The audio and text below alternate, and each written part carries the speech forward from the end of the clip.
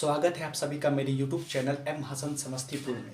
आज हम लोग बात करेंगे कि हमारे भारतीय संविधान में कितनी भाषाओं को मान्यता प्राप्त है और कौन से अनुसूची में है। देखिए मेरे प्यारे दोस्तों, ये क्वेश्चन बहुत ही ज़्यादा इम्पोर्टेंट है अदर कम्पिटिटिव एग्ज़ाम के लिए, जैसे Bihar police, SSC, GD, NTPSC, national talent examination sir जो होता है, सब एग्जाम के लिए काफ़ी इम्पोर्टेंट है। ये देखिए एकदम ध्यान से समझिएगा।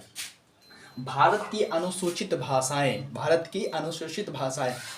में 1652 से अधिक भाषाएं बोली जाती है, लेकिन संविधान में 22 भाषा को ही मान्यता प्राप्त है। इसलिए हम लोग 22 भाषा को ही फॉलो करेंगे, ना कि 1652 भाषा को। 1652 भाषा से क्वेश्चन ना आता है, बल्कि 22 भाषा से क्वेश्चन आता है। देखिए ध्यान से, भारतीय संविधान के 8वीं अनुसूची में 22 भाषाओं को मान्यता प्राप्त है। एक क्वेश्चन यहाँ से मिल गया कि भारतीय संविधान की 22 भाषा किस अनुसूची में है, तो 8वीं अनुसूची में। संविधान के किस अनुसूची में है, तो 8वीं अनुसूची में है। कितने भाषाओं को रखा गया है? 22 भाषाओं को रखा गया। देखिए भाषा, सबसे पहला भाषा समझिए असमिया। हमारे भारत देश में असमिया भाषा बोलने वाले कितना प्रतिशत लोग हैं, ध्यान से समझिए।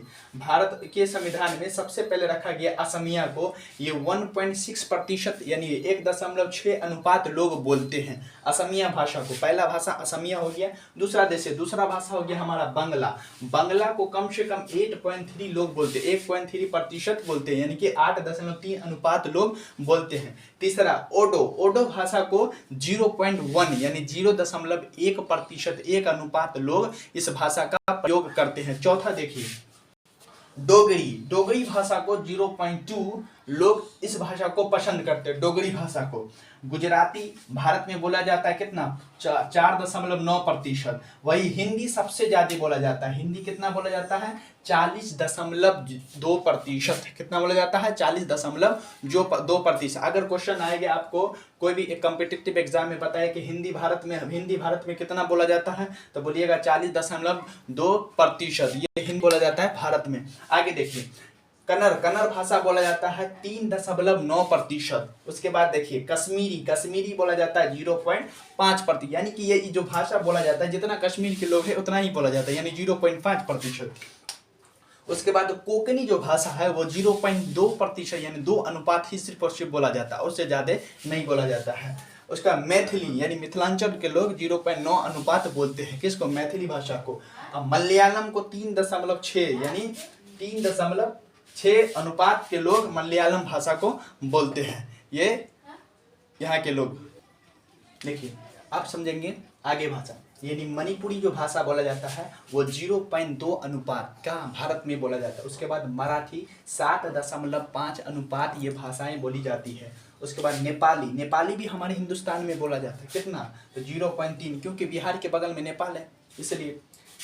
ओडिया भाषा बोला जाता है 3.4 अनुपात, ठीक है। उसके बाद पंजाबी बोला जाता है 2.8%। उसके बाद संस्कृत भाषा देखिए 0.01% ही बोला जाता है।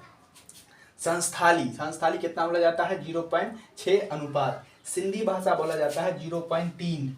उसके बाद समझिए तमिल बोला जाता है 6.3% यानी 6.3%।